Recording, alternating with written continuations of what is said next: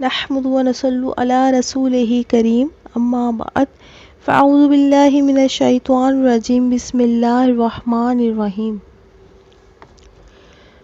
بخاری کی حدیث ہے، حضرت عائشہ رضی اللہ تعالیٰ عنہما فرماتی ہیں کہ ہم رسول اللہ صلی اللہ تعالیٰ علیہ وآلہ وسلم کی رفاقت میں حج کے ارادے سے نکلے، مقام سرست پر پہنچے، یہ ایک جگہ کا نام ہے۔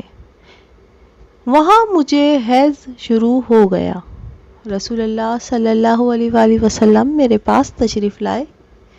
میں اس وقت رو رہی تھی۔ آپ صلی اللہ علیہ وآلہ وسلم نے پوچھا، کیا ہوا؟ کیا بات ہے؟ میں نے عرض کی، کیا اگر میں اس سال حج کا ارادہ نہ کرتی تو اچھا تھا؟ حضور صلی اللہ علیہ وآلہ وسلم نے فرمایا، شاید تمہیں حیض آیا ہے۔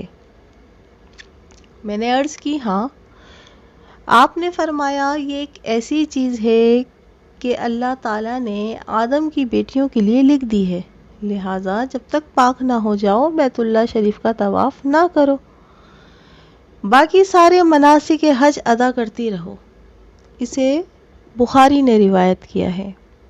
باقی مناسک حج کیا ہیں؟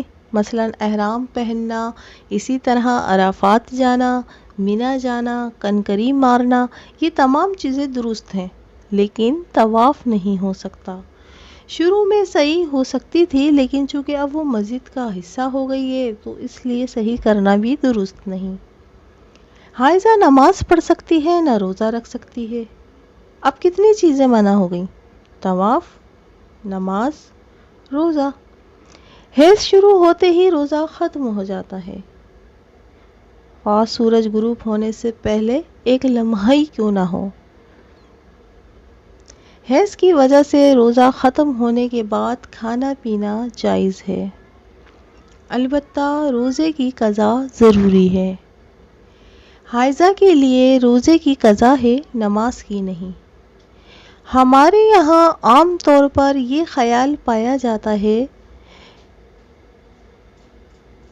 اگر پیریڈز آ بھی جائیں تو روزہ نہیں ٹوٹتا، نہیں توڑنا چاہیے، اور کچھ کھانا پینا نہیں چاہیے، اس دن کا روزہ ہو جاتا ہے۔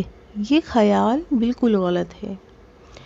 دوسرا یہ کہ چلیں اگر نہیں کھائیں گے پئیں گے تو روزے کا ثواب مل جائے گا، ایسی بھی کوئی بات نہیں لکھی ہوئی۔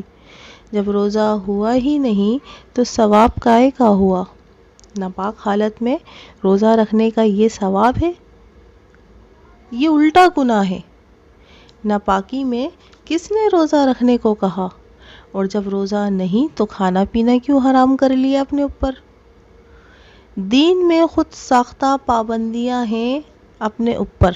بسا اوقات ایک دم شوگر لیول ڈاؤن ہو جاتا ہے، یا کوئی اور تکلیف ہوتی ہے، دوائی لینے کی ضرورت پڑتی ہے، تو اس میں بے چاکی پابندیوں کے لیے روزہ رکھے جاؤ، جیسے عام طور پر ہمارے معاشرے میں یہ چیز پائی جاتی ہے، یہ درست نہیں۔ حضرت سعید خدری رضی اللہ تعالیٰ عنہما کہتے ہیں کہ نبی اکرم صلی اللہ تعالیٰ علیہ وآلہ وسلم نے فرمایا، ایسا نہیں جب عورتوں کو حیض آئے تو نماز پڑھ سکتی ہیں، نہ روزہ رکھ سکتی ہیں۔ عورتوں کے دین میں کمی کی یہی وجہ ہے، اسے بخاری نے روایت کیا۔ جب نماز نہیں پڑھیں گے تو ثواب نہیں ملے گا، ہے نا؟